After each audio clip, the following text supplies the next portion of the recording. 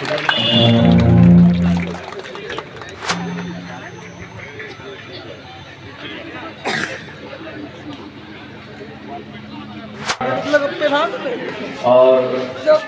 State bar council के member Shri Prem Kumar Jha के द्वारा किया गया। देख रहे हैं आवाज़ न्यूज़। आज हम हैं नवादा विधि महाविद्यालय और उनके प्रिंसिपल हमारे साथ हैं DN मिश्रा सर। कहते हैं कि शिक्षा की नींव जब रखी जाती है तो छात्रों को कैसे आगे बढ़ाया जाए, कैसे सफल छात्रों और लॉ से रिलेटेड जो बातें आज उनसे हम बात करेंगे। सबसे पहले आपका बहुत बहुत स्वागत है मिश्रा जी आवाज़ न्यूज़ पे। सबसे पहला सवाल, इतने छोटी सी जगह नवादा ऐसे ज़िले में आपने जिस तरह से विधि महाविद्यालय का एक बड़ा रूप दिया, छात्रों को एक बड़ा मौका मिला और कानून की पढ़ाई पढ़कर वो कई जगहों पे जा रहे हैं, क्या कहेंगे? देखिए, नवादा विधि महाविद्यालय नवादा 20/5/1988 को इसकी नींव रखी गई थी। बार काउंसिल ऑफ इंडिया से 1991 में मान्यता मिली 91 में, और सरकार और विश्वविद्यालय से विधिवत और स्थायी मान्यता 94 में हुई। उस समय से इस महाविद्यालय और जिला के लिए ये खुदकिस्मत की बात है कि एक दिन के लिए भी इस कॉलेज की मान्यता डी रिकॉग्नाइज या असंबद्ध नहीं हुआ। इसका कारण था कि हमारे शिक्षक जो थे, हमारे कर्मी जो थे और यहाँ के लोग उस समय की देन PP DA डिस्ट्रिक्ट जज ऐसा कहीं बहुत कम जगह रहता है। उस समय के पवन कुमार दीक्षित, PP फैज़ रसूल साहब, कलेक्टर साहब फैज़ अकरम साहब, उस ज़माने की मैं बात कर रहा हूँ आपसे। सबों ने इच्छा जाहिर की कि यहाँ एक लॉ कॉलेज हो और आज लॉ कॉलेज हुआ। जितनी संसाधन उपलब्ध है अभी भी उसमें और निरंतर माने प्रगति की ज़रूरत है और संसाधन जुटाने की ज़रूरत है, क्योंकि लॉ कभी कंप्लीट नहीं है। लॉ इज़ ऑलवेज इनकम्प्लीट, इसलिए इनकम्प्लीट कहते हैं। और ये अन्य शिक्षा से ज़्यादा कारगर शिक्षा है जो ह्यूमन बीइंग से रिलेटेड है। अगर हम मेडिकल में जाएंगे, इंजीनियरिंग में जाएंगे तो वहाँ का ये होगा। यहाँ आप है कि जन्म से एक व्यक्ति जब जन्म लेता है, इवन कि MRTP एक्ट लगता है, मैटरनिटी एक्ट, माँ के गर्भ से लेकर और जीवन के अंतिम सांस तक टिल डेथ आप कानूनी के पर्दी में। बिल्कुल, कानून की बात जब आती है तो आज भी जो एलुमनाई हुआ, आज मैंने देखा कि बार काउंसिल के जो तमाम लोग थे, जजेस थे, बड़े लॉयर थे और बहुत अच्छी अच्छी बातें कही गई। और जिस तरह से लॉ को एक डिजिटल रूप दिया जा रहा है, आप भी देख रहे हैं किस तरह से प्रधानमंत्री नरेंद्र मोदी भी ने कहा है कि जो IPC की धाराएं हैं जो पहले अंग्रेज़ के ज़माने से चलते आ रहे थे उसमें बदलाव की ज़रूरत है।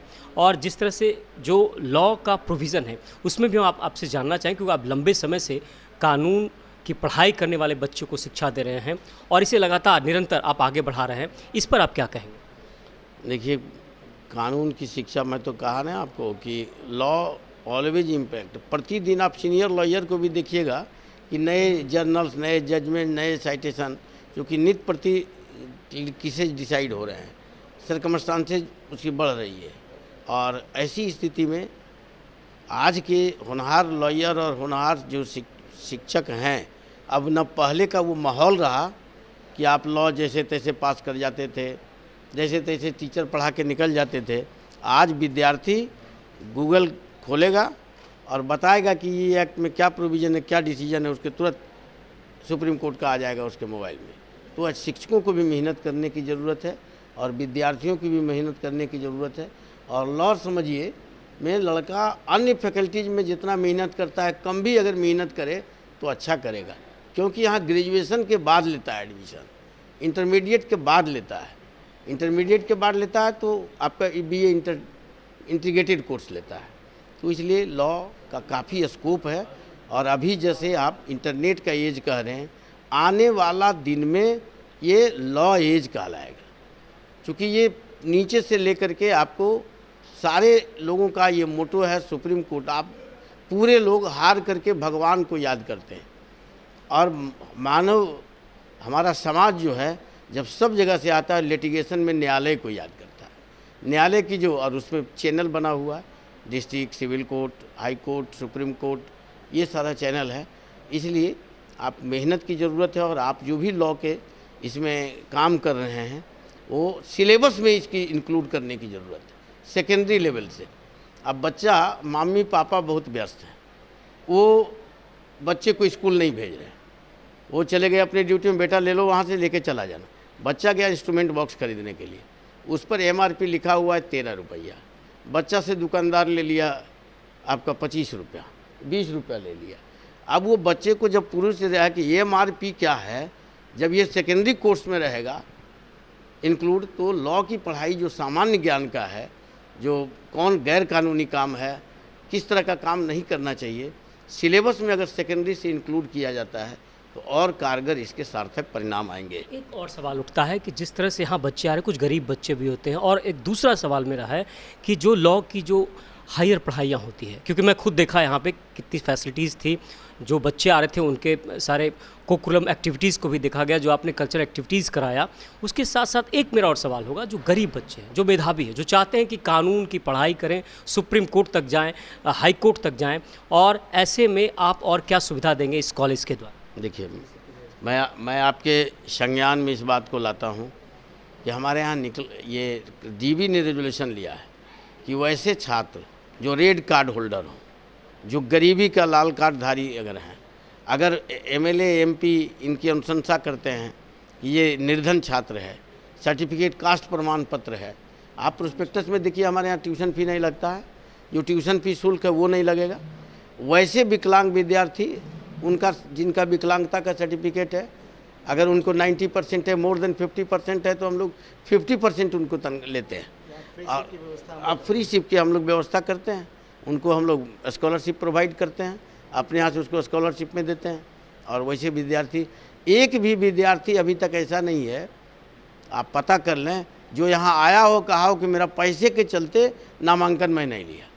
यहाँ तो नवादा, यही मैं माननीय चेयरमैन जी को और चेयरमैन साहब को और लोगों को कहा, एक दिन मैं एक जस्टिस पटना से बात, सर बड़े बड़े जगह तो आप लोग बराबर समय देते हैं, लेकिन छोटे जगह क्या है, छोटे जगह आप समय दीजिएगा तो वहाँ के लोग इनग्रेव्ड फील करेगा कि यहाँ जज साहब आते हैं, यहाँ चेयरमैन आते हैं।